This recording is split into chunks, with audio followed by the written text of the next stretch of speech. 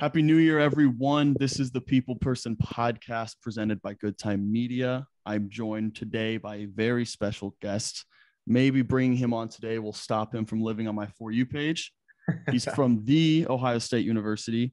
Mitchell Pehlke is here, joins me today. Thanks for coming on today, man. Thank you, man. I appreciate you having me, Wyatt. I'm excited to dive into some conversations today with you, and nice to meet you as well. Yeah, nice to meet you too. So is it okay if I say the Ohio State University, or is Yeah, that no, just... that's how we say it. I mean, I think real ones say it like that. So I love that. I was going to say, I don't know if you have to be like an alumni or a student there to say that. Maybe it's like a little culture thing you got there. No, I love it. The Ohio State University. People hate when you say it like that, but I love it. It's just like, oh yeah, stands out. Like the NFL intros, they always do like I was like, all right, this dude's a douchebag. I hate it. So like, he puts a target on your back real quick. Yeah. Real quick. Now, I wanted to bring you on because, again, you've been living on my TikTok feed for better, for worse. You're all over it. Now, the last couple months have been crazy for you, I'm assuming. It's been a little bit of a whirlwind. I mean, obviously, you've been in this, we'll get into it. You've been in the content game for a little bit, but I'm sure the last couple months have been a little crazy. So I want to back up a little bit and just kind of get, where were you heading into this school year? Let's go back to August. You entering your junior year, Ohio State? Yep. What was your mindset? What was going in the school year? What would that look like? So I'd say really everything changed on July 1, actually, when NIL hit, name, image, and likeness. That definitely changed the game for me. And I don't think from a money standpoint, I just think from a rules standpoint, like creating content on social media as a D1 athlete is now a known thing, and there's really no rules around it. I think there's a couple here and there, but that's the thing I struggled with in the past is like you said, I started creating content when I was a freshman in high school. So for those 4 years, like I was like a YouTuber, like doing deals, different things, just like creating content while playing lacrosse in high school. And then as soon as I got to school, my freshman and sophomore year, it was now like, you have to be put in a box and you can play your sport, but you can't really talk about it because you can't make money off you playing a college sport. So as soon as name, image, and likeness hit, that just really like let me go out of this box and really create content as freely as I want. And I think like that was the real game changer for me. And in that mindset of, wow, like I can make content, like how freely I did in high school really allowed me to open up my brain going into my junior year and really attack it. So I was super pumped to make content, and going into my third year of college, those first 2 years, I was really trying to find my niche inside of these rules that I kind of have on me. As soon as July 1 hit and everything changed, it definitely broadened my horizon and just, brought that passion back that I had when I first started. Yeah. I feel like for a lot of people, it's like someone in your position, once that hits, it's like, all right, this is worth it now. I've put all the work in. I've been able to do this, but then like, you get to college, obviously, like people have multiple passions, like you obviously lacrosse, and you want to do this, you want to do both, but like with the rules in place before, you weren't able to do that like as fully as you want to. Like, it kind of, like you said, it kind of strikes that passion back where it's like, all right, I'm motivated again now because there's a light at the end of the tunnel. Like all the work is worth it. It's interesting because, so like we were talking before, I played D3. I don't think, from what we've been told, the NIL rules have not made its way down to D3. So really? I'm held to a different set of rules than you are, which sucks, but it's kind of, it's just D3 kind of always get kicked to the curb. Hasn't really held me back any, to be honest. I don't know how much I'm going to say here, but it hasn't really stopped too much. But it's interesting to get your perspective on NIL, because like that's a big thing that people see, like the big athletes getting $1 million brand deals, but they don't look at like the smaller, not saying you're a smaller athlete, but like compared to Alabama's quarterback. Definitely. They don't see people like there's a path now for these athletes to monetize themselves, which I think is very important.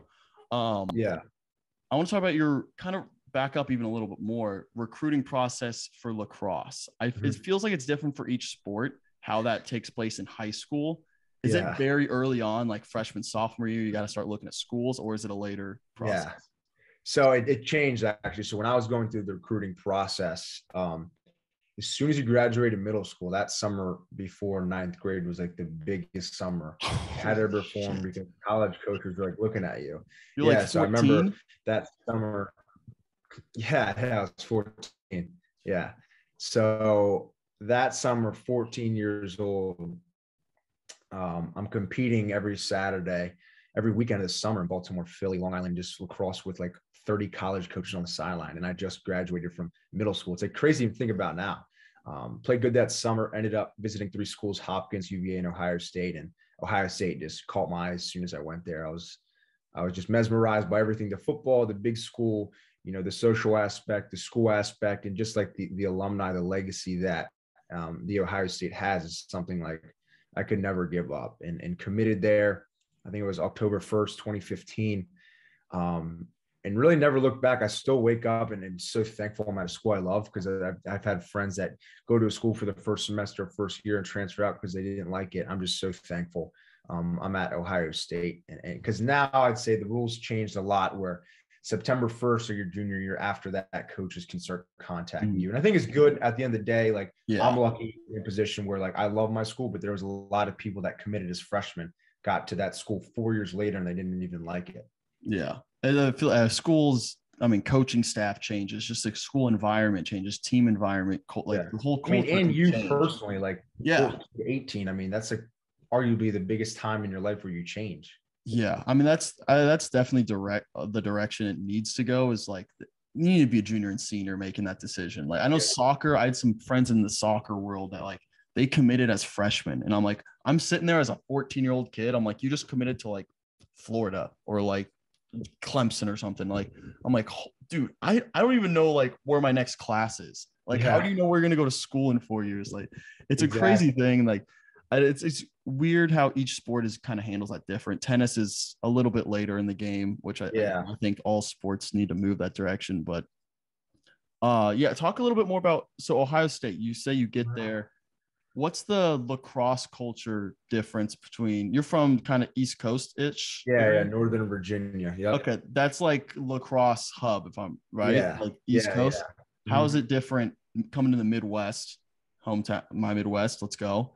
Yeah. What's that culture difference from lacrosse? I'd say not a lot. I think like I always tell people, like lax guys are lax guys. We're all pretty much the same.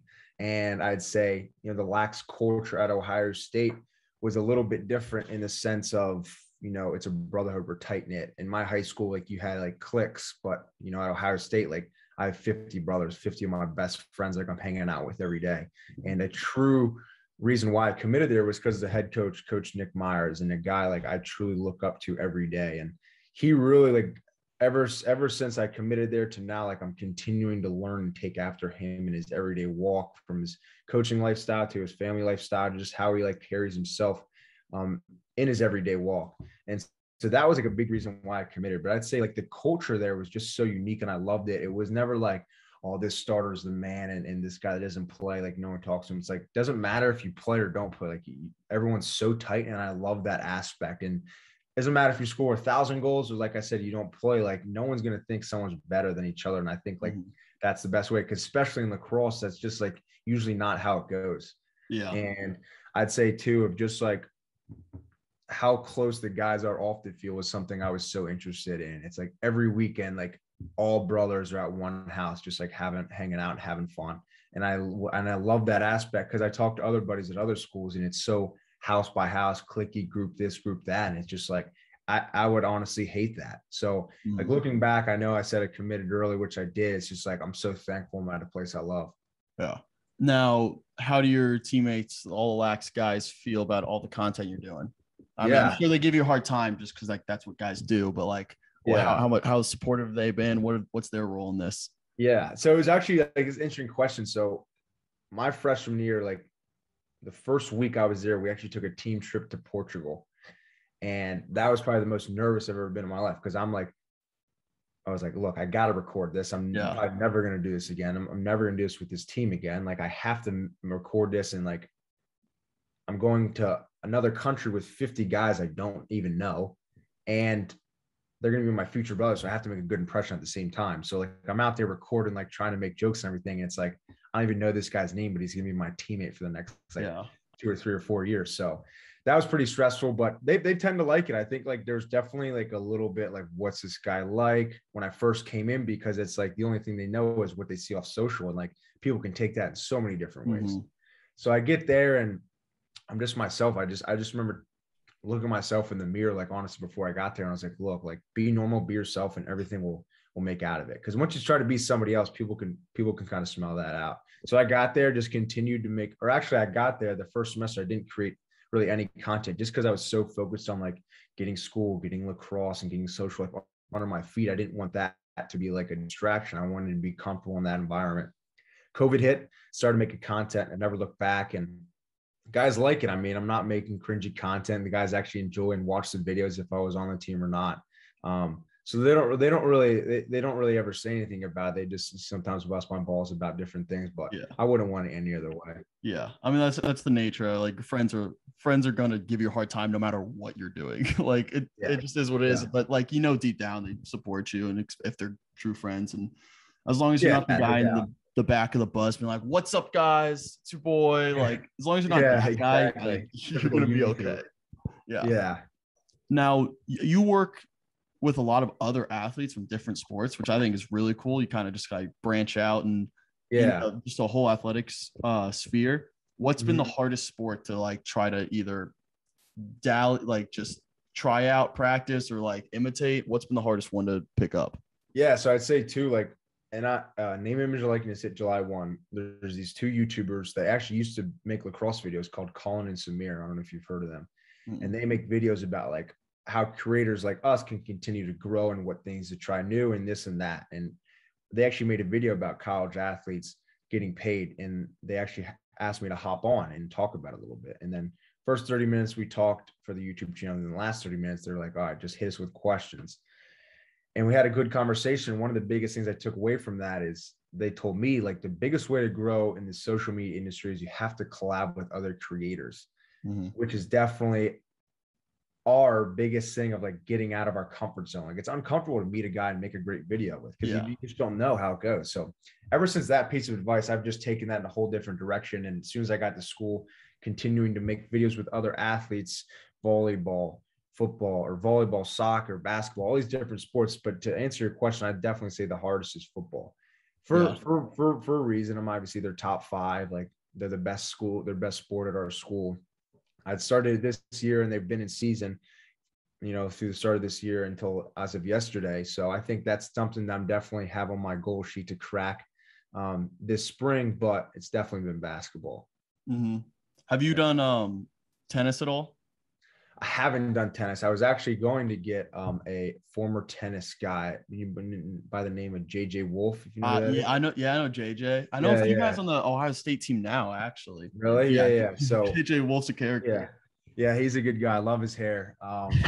But no, I say that's a good thing too. Is like we have athletic dining hall. Every time I go in there, I would just end up having a good conversation about my videos with another athlete, and that's another reason why I love it. It's just because like it's not just lacrosse. It's just like the Buckeye way of just like being nice and just being a humble warrior. And I have it right there. And just like, I don't know, just being nice and like, don't ever think you're better than anyone else because, you're the best of your sport.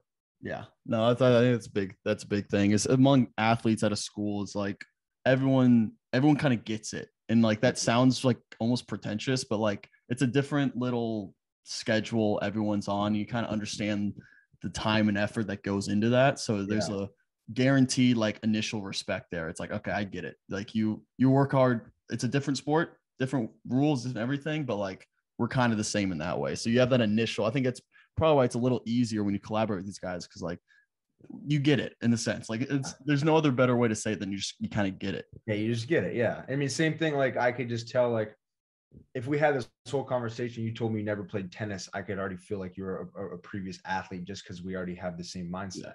Yeah. It's hard to explain, put into words, but just like, it's kind of just a feeling you get, but yeah. Now I have to transition into the whole chaos that's been your last like 3 months into the Emily situation. So those of you listening who don't know, you're probably really confused. Basically, Mitchell here has turned TikTok into Tinder in his own way and met the lovely Emily Cole. If you're listening, hello, Yeah. Emily. Yeah. Shout out Emily if you're listening. You ended up driving to Duke, go to her formal, as well as make a little trip to New York. Yeah. And now more recently, I avoided this intentionally. You did an Instagram live kind of, I don't know what you talked about, so I'm going to let you kind of recap that. Now, what's this current situation? What's going on there? Just, I'll give you the floor to recap it because I didn't listen to it on purpose for this reason. Yeah. No, yeah. So we hopped on a live because obviously the fans had so many questions. Like every TikTok I made with her, it was just like questions ranging from like, are you dating, to like, what's your favorite part about Mitchell and Emily? So we just had like we just hopped on. I was like, hey, we're gonna answer your guys' question. No script, no nothing. Just like, let's have a fun time. And it lasted about 40 minutes. And obviously the most interesting question was, are you guys dating? I'm going to answer it on the live, and I'll answer it here the same way. I think it's just Emily and I definitely enjoy each other's time, and we still talk like every day. We hop on a FaceTime like every night. And just, there's no label on us right now, but I think like continuing to talk and just kind of figure that out is definitely key. And it was so weird. And I still think about like how unique the situation is, that how we met on TikTok to like how similar we are in person is so weird. Yeah. Like, obviously we're both D1 athletes, but just how our schedule is of like our sleep, our eat, our rest, our recovery is just like so similar. I honestly, never met somebody like that before. And it's just so interesting, like how we met and then how it's kind of came to be. Yeah. I've always said TikTok's the new Tinder. I've been saying it for like 2 years now. So you're proving my point. Yeah. And I will say this podcast does have a track record of creating couples. No pressure. But Connor Saley from The Bachelorette and Jenna Palek, they were in a similar situation going back on TikTok. Bring them both on the podcast. They both say like, oh, we're not dating. We're going to see what happens. Yeah. 2 months later, guess what? They're dating. Are they still dating now? They're still dating now. Wow. I'm not going to, this happened. This was over like in August, maybe. So they're dating now. I'm not going to say that's going to happen here, but I'm just saying you'd help my good time, podcast stock. Good times. Good things happen on good time. Exactly. We create magic here. That's what we do. That. But again, no pressure. So kind of speaking of pressure, that has to be so strange to like live that first interaction and like figuring it out, but also like saying like, we kind of need to let people know what's going on. Yeah. Did you feel any pressure? Like, hey, maybe we should just like, not like fake anything, but just like, was there a pressure throughout the whole situation of like other people caring about what's going on here? I think honestly, there wasn't really like a pressure. I think Emily and I just thought how like, not weird, but just how like maybe strange it was about how many people were invested. Like I got so many DMs from these moms saying like, I'm married and have 2 kids. And like, I'm so invested in what you and Emily are doing. And it's like that, like in my video, I was like, I feel like a Kardashian, which is totally not true. But like, that is a little bit of how they feel. Like Kim and Kanye, it's like, that's their life. Like they're getting divorced and like people care so much about it. It's just so interesting because it's Emily and I's first experience going through something like this. And it definitely wasn't really pressure because at the end of the day, like Emily and I aren't going to make a decision based off followers. And I think that's like really cool about her is like at the end of the day, she's still got core values. She's not going to just do it for the followers or the likes. And I'd say the only pressure I really had was just like, I guess I was more nervous than when I first met her. I was just super nervous. Yeah. Emily and I did do a good job of like FaceTiming like every day before that first formal and just like getting to know each other. So I would hope so. You drove like 7 hours. Yeah. I would hope you like did your I was so nervous in the video. I mean, if you guys don't know out there watching, I drove 7 hours to Duke for a formal and I forgot my suit at my house. Like I was that nervous, but it all worked out. And I think like I'm a true believer in the quote, God's got a plan. And I don't know. I just always say, trust God. God's got a plan and everything will work out. At what point after you made the first TikTok replying to her, were you like, was there a moment where you like step back, like, what the fuck is happening? Like, was it on the drive down where you're like, you're hour 4, you're getting a little tired and like, what am I doing right now? This is so weird. So I make that first TikTok and it goes viral. It's like 1 million views.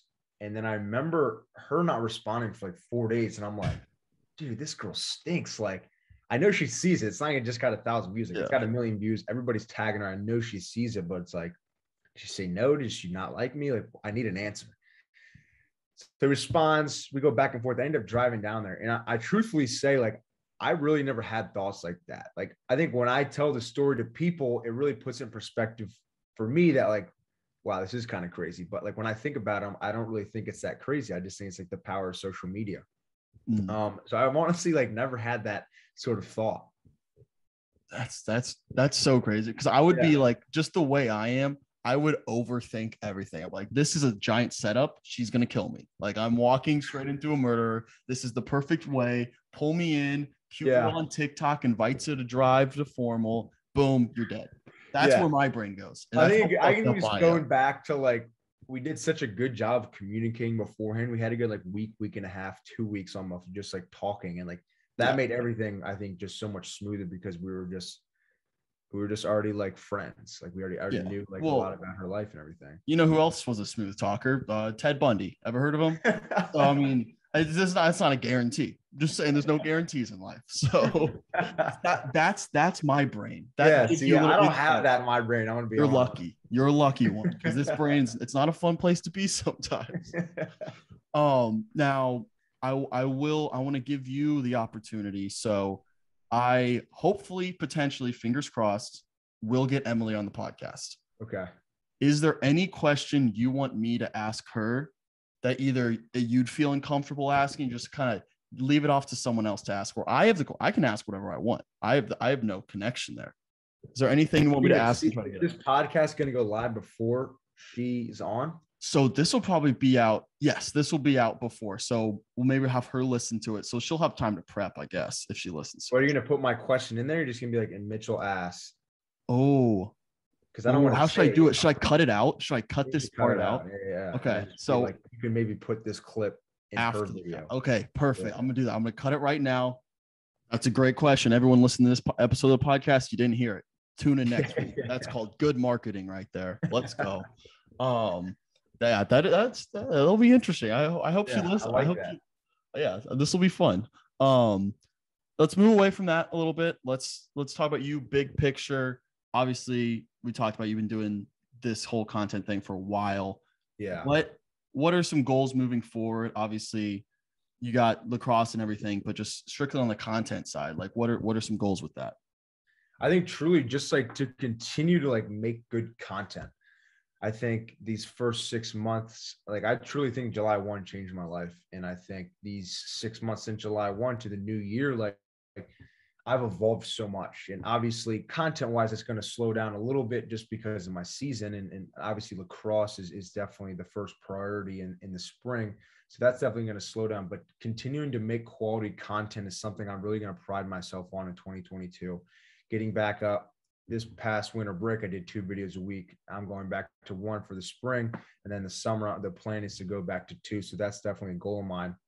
And I'd say just to continue to meet new people and obviously still dominate the lacrosse genre, but move into different genres of YouTube and whatever that looks like. And I truly don't know yet, but I think meeting new people like yourself and traveling to collab with different creators is my ultimate goal. Mm-hmm. And I think it's something that makes me so uncomfortable, but I love getting in that zone because I grow so much. Like my coach, Coach Myers always say, his go-to quote is get comfortable being uncomfortable. And I love that because like when you're uncomfortable, you learn the most. And even when I was at Duke, I was like, dude, I'm like so nervous. I'm so uncomfortable, but like, look at the experience. Like that's something I'll never forget for the rest of my life. So I'm truly not the biggest goal guy, but I just have like little things like that I'm always going to like pressure and pride myself on to do for the year. Yeah, I love that. I love the just idea of being uncomfortable. It's the worst in the moment, but it's by far the most rewarding because like you have that like anxiety or just like 30 minutes of like, this is so weird to me. I don't like this. But then the end result is so fulfilling. It makes all of it worth it. So it's basically like a no risk, no reward type deal where it's like, if you're not putting yourself in these situations where it's outside your comfort zone, you're not going to grow. You're not going to evolve as a person. That's the goal of everyone is just like, be a better person, be a well-rounded human being. Lever up. Yeah, exactly. You're just going to stay in the same level of comfort. And that's not a good thing. You need progress. You need to grow. Exactly. What are you studying at Ohio State? So right now I'm in a major at Ohio State called sport industry. And I truly have picked that major because, work wise, it is definitely not the hardest major to hire seat. And it allows me, to take classes that aren't that hard. I'm going to be honest. So I can focus on, this social media content creation, genre, because at the end of the day, I know it. Being a student athlete, you already don't have a lot of time. Yeah. So being able to maximize that time is definitely crucial for me. And I think I've definitely dabbled in film or marketing major, but at the end of the day, I truly feel like I'm going to learn the most being surrounded in it currently by making content and getting reps. That's always ultimately going to help me out for the future. So I'm in a major called sport industry at Ohio State, and I love it. The class I take, I love. They're awesome. It's all about sports, and that's what I love. Yeah, you're preaching to the choir there. I mean, I talked on my last podcast. I was like, I was talking about my major because I just finished I'm communication and film. So I picked it freshman year solely because I'm like, this is the easiest. This is going to give me the most free time to do what I actually want to do. Because all time college is this. I don't want to be spending my time studying something I don't care about and I don't have a passion for. So I chose, and it ended up being very rewarding. I got stuff out of it. The way I talked about it was learning how to communicate and even studying film, but mostly just communication skills and how people communicate, how different people communicate was super beneficial for me as a person, not for me as the student, if that makes sense. Yeah. No, there was nothing there that was oh, this is going to help me make more money as a student, as a worker in the workforce moving forward. But I feel like I got better as a person, which I wasn't expecting. So that's all that matters, Exactly. But most people, I'm not throwing any majors under the bus because they're all important. But some people are this makes me better student. This makes me a better which is great in its own right. But that wasn't my goal in college. Yeah, so. And I think too, that goes back to our athlete entrepreneur mindset. For us, maybe we look at it as we need a major that doesn't require a lot of work because we're so focused on building something else. And someone from the other perspective is well, I want to be a doctor or finance major or be a teacher. That ultimately you need that major to be able to do that. So I think it's just all how you look at it. Yeah, everyone's got different perspective going in. So there's no judgment on any other majors. Just that's no doubt. Direction. That's just the different. I'd choose a different path. Is there a point for you? Obviously, you're a junior. You got a year and a half left. Assuming you graduate in 4 years, whatever ends up happening. Is there a point where the content passes lacrosse as a priority? At some point, do you look down the road and be this needs to become the priority over lacrosse sport? I know it's hard to say. No, definitely. But I feel like it's a conversation that's kind of tough to have with yourself. Yeah, no doubt. People ask me that all the time, and I kind of give them the same answer. So the goal right now is I'm junior. Obviously, I have my senior, and then take that fifth year as my COVID year. So that's the goal right now. And then after that, I think to be honest, I love making content. I think maximizing this student athlete D1 lacrosse content now is perfect because I'm in it. And I think truly when I graduate, it's something I want to move away from and to go into different genres, but still stay on the platforms of YouTube, Instagram, TikTok, and whatever that new platform is in a couple of years. And truthfully, I don't know what that genre looks like yet. And I think the easiest way to find that out is to continue to get out of the lax genre. And it's not something I hate. It's just something I know long-term, I don't want to be talking about lacrosse. I want to make other videos in whatever that genre is. And I think sometimes that question stresses me out because it's I want to know, but at the end of the day, I feel you're never going to know until you're in it. Yeah, that's the fun part, figuring it out. I mean, I love just throwing a bunch of shit at a dartboard and see what sticks. Something's going to work. If I just keep moving forward, keep throwing stuff, keep trying stuff, someone's going to stick. And it'll be that's the fun part. I don't want to be, I've had this debate with myself for so long about the idea of niche content and this or that. For me, it seems that's the easiest way to grow is have that niche and I'm going to do this, and people are going to expect this from me. Exactly. But then I also think that's the hardest to grow out of, if that makes sense. So for me personally, I've tried to avoid that, which takes the process of growing a lot longer. It makes it a lot. It's a slow burn. They don't really know what you're providing them. Exactly. They're coming to me what is this guy? He's got a podcast. He's got a blog. He's got just good time. What is this? What is going on here? But for me, again, I could be way wrong. It could be like 10 years from now, I'd be like, I probably fucked that up. But I mean, this is just my mind. I'm like, I might as well just keep trying stuff, do what I enjoy, and eventually we'll kind of hone in on like what we really are. And I think that's the fun part for me. But it's an interesting debate with like, it makes more sense to go niche and like do that. But eventually, no one wants to do one thing forever. They want to break out of it. I think that's like definitely something I struggled with too, is because like if I continue to make every video about lacrosse, anything about related to the sport, like you're digging that hole for Mitchell Pehlke in the lacrosse kind of hole. Like Mitchell Pehlke just does lacrosse, and I think like that's a mindset I had, I think, back in the day, and I think I've kind of gotten out of that mindset because look, at the end of the day, you continue to make content in that niche, and people are going to love you because of the personality. Like people aren't going to really watch me because I play lacrosse. They're going to watch me because I play lacrosse and I have the personality, and I got to think of it in that way. And I think people that follow me are going to follow me because of my personality, not because of the thing I actually do. And I think like that is something I kind of had to change my whole thought process on, because at the end of the day, like that thought of like digging yourself a hole into a certain niche is definitely stressful. But I think you do that, you maximize that niche, and then you move on to the next one. And the people that actually care are going to follow you, and then just continuing to do that. Yeah, I mean, a good way to look at it is like you are the niche. Like that's you. Like you're that you. There's no one else like you. So you are. They're not watching for the content. They're watching because of you. And like, I think that's the goal. At least you want people to be watching because like, oh, Wyatt posted another video, Mitchell posted another video. Not because like, oh, I want to check out this cool lax video or something like that. Exactly. And I think like you have to have that same mindset too. Like going back to that series I do, it's called Pehlke, where I challenge other people at my school, switch sports. Like I'm always going to put, if I go make a video with a volleyball player, I'm going to put them first. And the segment's only going to be 1 to 2 minutes because people actually care about seeing me try their sport, because that's why they're watching. At the end of the day, like they might or might not know the volleyball person, but they think they know if Mitchell Pehlke playing volleyball. A 5'9" little Italian dude is going to be funny. And like you always got to keep that in perspective. Like same reason why people are going to watch your podcast is because everyone knows why it asks great questions and why it makes the interview engaging. Same reason why we all watch Joe Rogan. It's just like you got to remember that. Yeah, and it's hard. It's easy to just get caught up in the. Especially when you're not seeing the progress or the numbers you want. It's like, fuck it, I'm just going to sell out and do one thing that I know does well, which is like, I get both sides. Like, it's so hard to balance because like, obviously, eventually as life goes on, you got to make money eventually too. So it's like, how do you balance following the easier path to like get numbers up, or just like, I really enjoy this, it'll eventually stick. And it's a hard balance. It really is.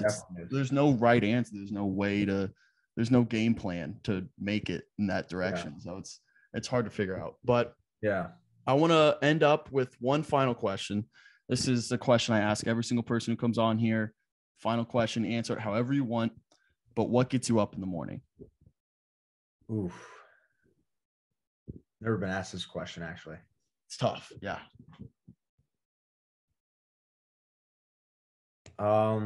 I think like what gets me up right now is like not a healthy way. I think like I have to like work.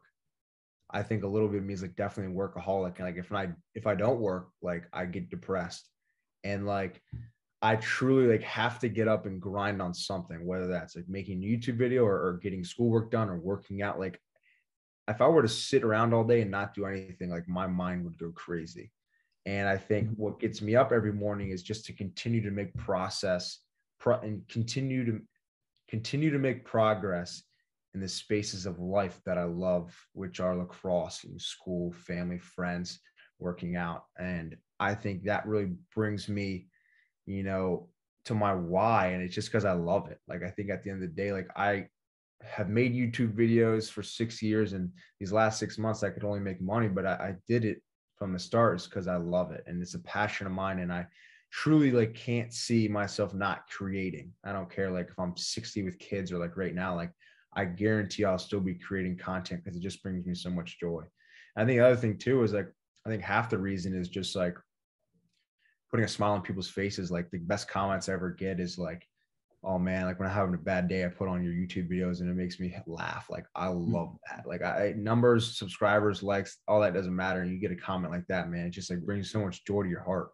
So I think that was kind of a long-winded answer, but no, yeah, I mean, that's exactly what you're looking for. It's like I kind of got a sense in there. It's like there's almost this chaos aspect that's really appealing to like just life in general, where like you said, like it's so hard to sit still, and being unproductive is like the worst feeling in the world, for at least for me. I hate, like, if I go through a day and I'm like, shit, I didn't get anything done today. Like that bothers me the most. So much. Yeah. And it's just, I think it's just like almost like addicted to the chaos of life, where it's like, I want to do stuff. And like you said, if you're sitting still for too long, my head's still moving 1,000 miles an hour, but it's stuck in my head. So if I'm not moving, doing stuff, then I get in my head, and that's when stuff that like goes downhill.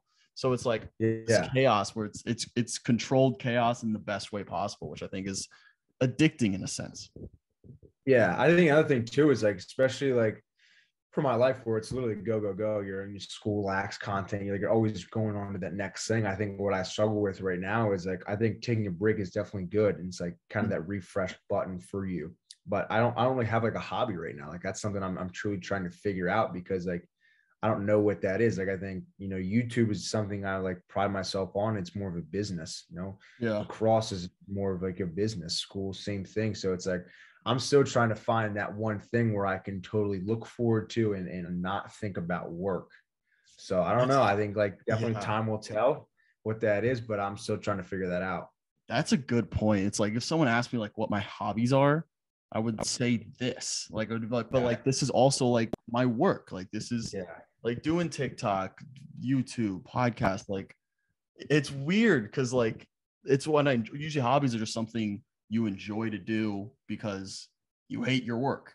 Yeah. That makes sense. Like, people are like, oh, I got this hobby because I hate my desk job. So it's like, I guess it's a good thing that we don't really have hobbies, because it means we're not trying to escape from something else. Yeah, no doubt.